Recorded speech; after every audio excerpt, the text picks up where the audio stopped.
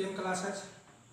आज आपको इस वीडियो में 12th फिजिक्स के पहले चैप्टर में वैद्युत द्विध्रुव का आघूर्ण और वैद्युत द्विध्रुव की निरक्षीय स्थिति में विद्युत क्षेत्र की तीव्रता के बारे में बताया जाएगा।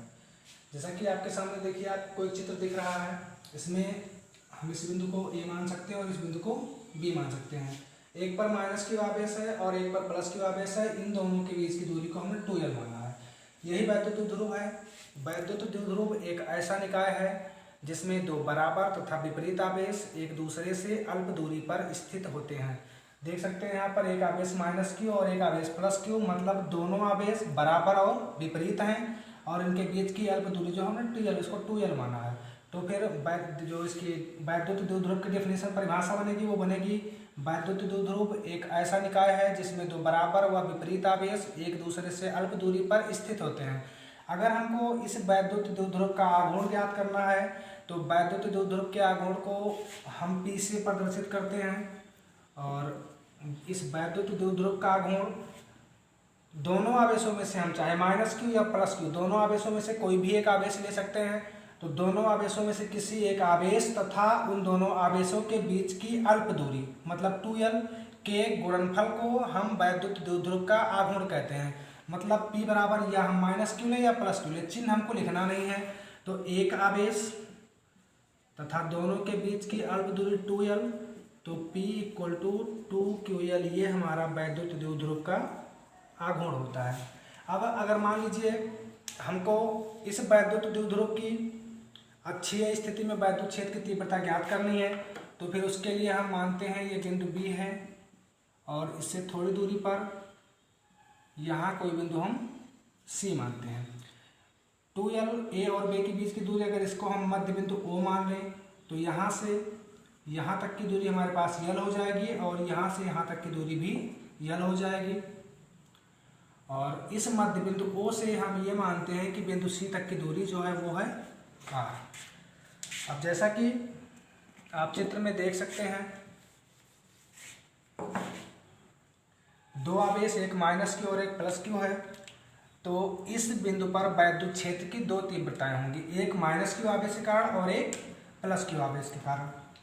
तो हम मानते हैं एक तीव्रता ये और दूसरी तीव्रता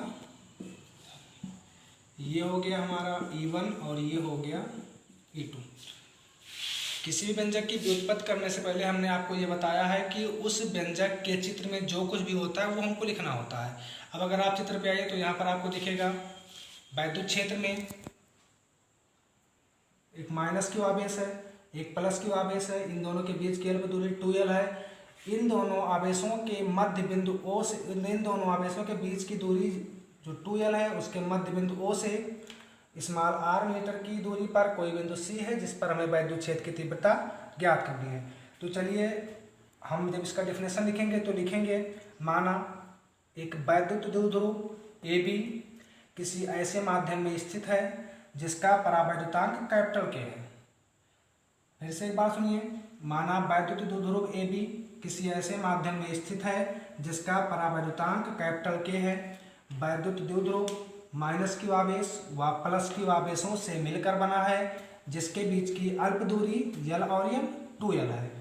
वैद्युत द्विध्रुव के मध्य बिंदु O से स्मॉल r मीटर की दूरी पर कोई बिंदु C है जिस पर हमें वैद्युत क्षेत्र की तीव्रता ज्ञात करनी है।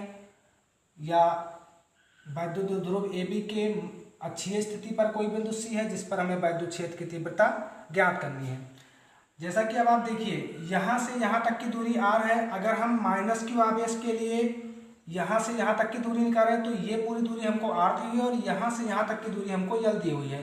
तो माइनस क्यू आवेश के लिए यहाँ बिंदु A से बिंदु C तक की दूरी हो जाएगी l प्लस r। अगर हम यही दूरी बिंदु B के ले लेंगे तो बिंदु B इतनी दूरी हमको l दी हुई है और यहाँ से यहाँ तक की दूरी हमको C दी हुई है। अगर हमको बिंदु B से बिंदु C तक की दूरी को ज्ञात करना है तो हमको पूरे r में से l को माइनस करना पड़ेगा। तो चलिए अगर हम आवेश प्लस क्यू के लिए बिंदु C पर वैद्युत क्षेत्र की तीव्रता निकालें तो E1 बराबर, इसका व्यंजक हमने आपको बताया है 1/4 पाई एप्सिलॉन 0 कैपिटल K और इंटू क्यू अपान यहाँ से यहाँ तक की दूरी आर माइनस यल और पूरे का होल स्क्वायर। इसकी दिशा होगी वो होगी बी से सी की तरफ।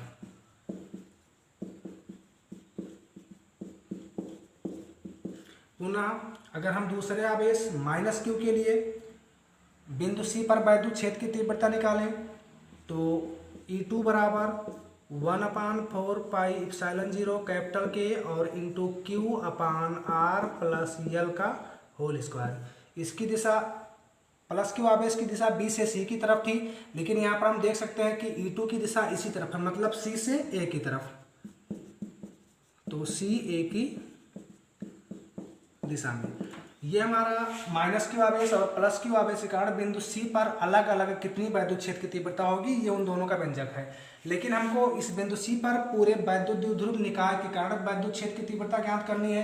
तो जैसा कि हम देख सकते हैं बिंदु सी पर E1 और E2 दोनों बराबर परंतु विपरीत दिशा में है, या माइनस क्यू और प्लस क्यू आवेश के कारण बिंदु सी पर जो हमको वैद्युत क्षेत्र की तीव्रता प्राप्त हुई E1 और E2 वो दोनों एक ही रेखा के अनुदिश लेकिन विपरीत दिशाओं में है। तो अगर ये दोनों विपरीत दिशाओं में है तो फिर उसके लिए हमें इन दोनों का परिणामी निकालना पड़ेगा, और जब वैद्युत क्षेत्र की तीव्रता एक ही रेखा के अनुदिश विपरीत दिशाओं में होती है तो उसका परिणामी उन दोनों के अंतर के बराबर होता है, अर्थात E बराबर E1 माइनस E2। अब अगर हम E1 और E2 का मान यहाँ रखें तो E बराबर E1 का मान हमारे पास है 1/4πε0 कैपिटल के और into Q upon R minus L का होल स्क्वायर, और माइनस E2 का मान हमारे पास है 1/4πε0 कैपिटल के और into Q upon R plus L का होल स्क्वायर। अब अगर इसको हम सॉल्व करें तो देख सकते हैं 1/4πε0 कैपिटल के इसमें भी है और इसमें भी है, क्यू यहाँ भी है और क्यू यहाँ भी है, तो हम Q/4πε0 कैपिटल के को कॉमन ले सकते हैं। तो ये हो जाएगा E बराबर Q/4πε0 कैपिटल के, और यहाँ ये पूरा बाहर गया, Q बाहर गया तो ऊपर 1 और बटे आर माइनस यल का होल स्क्वायर, माइनस यहाँ से ऊपर बाहर गया Q और नीचे गया 4πε0, तो यहाँ बचेगा 1 बटे आर प्लस यल का होल स्क्वायर। अब अगर हम आगे इसका सोल्यूशन करें तो जैसा आप देख सकते हैं ये a माइनस बी का होल स्क्वायर, ये a प्लस बी का होल स्क्वायर। अगर हम इन दोनों का एलसीएम निकालें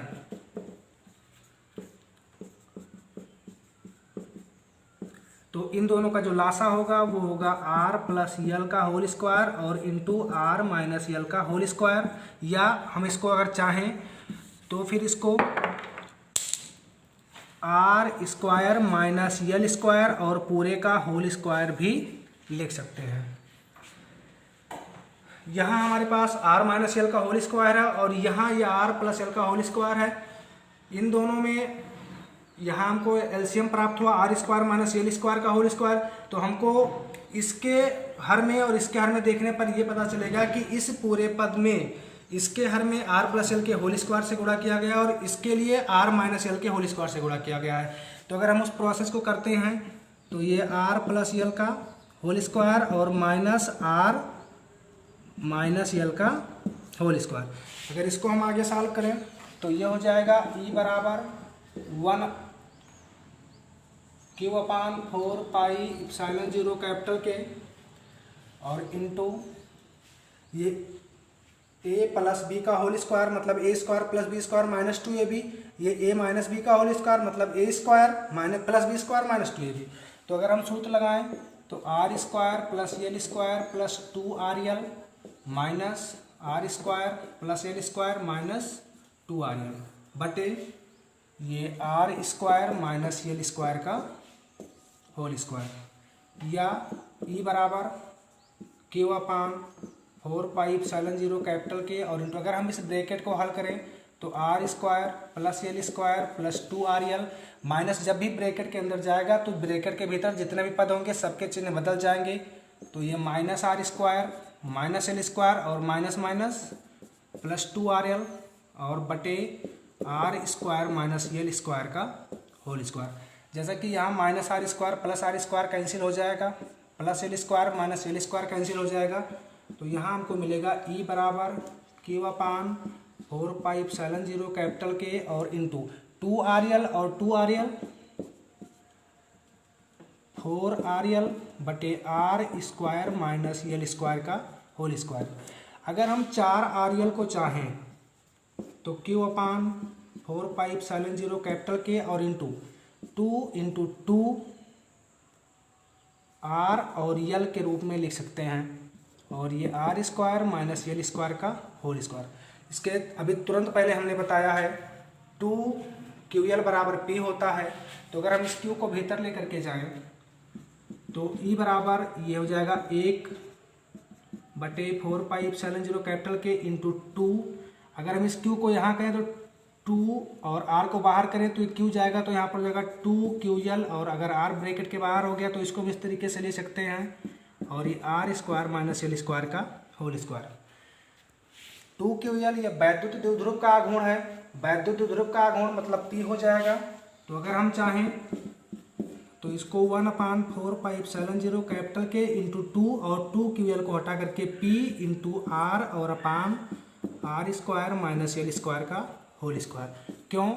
क्योंकि P बराबर 2QL। अब अगर हम इस दूरी को मतलब मध्य इस आवेश से और इस आवेश से जो मध्य बिंदु की दूरियां यल और यल हैं, अगर हम ये मान लें कि r के अपेक्षा यल बहुत सूक्ष्म हो, तो जब r के अपेक्षा यल बहुत सूक्ष्म होगा तो फिर हम इस यल को छोड़ सकते हैं, और अगर हम यल को छोड़ देंगे अर्थात r बहुत छोटा हो यल से, तब आर स्क्वायर भी बहुत छोटा होगा यल स्क्वायर से, अतः यल स्क्वायर को छोड़ने पर ये हो जाएगा E equal to 1/4πε0 capital K into 2PR बटे आर स्क्वायर का स्क्वायर। अगर इसको आगे सॉल्व किया जाए तो वहाँ हमारे पास है E बराबर 1/4πε0 capital K into 2PR upon R square का होल स्क्वायर। आर स्क्वायर का होल स्क्वायर मतलब r की पावर 4, तो E बराबर 1/4πε0 capital K into 2PR upon R की पावर 4, एक r से कट के 3 हो जाएगा, तो E बराबर 1/4πε0 capital K into 2P upon R cube. ये वैद्युत द्विध्रुव की निरक्षीय स्थिति में वैद्युत क्षेत्र की तीव्रता का व्यंजक है।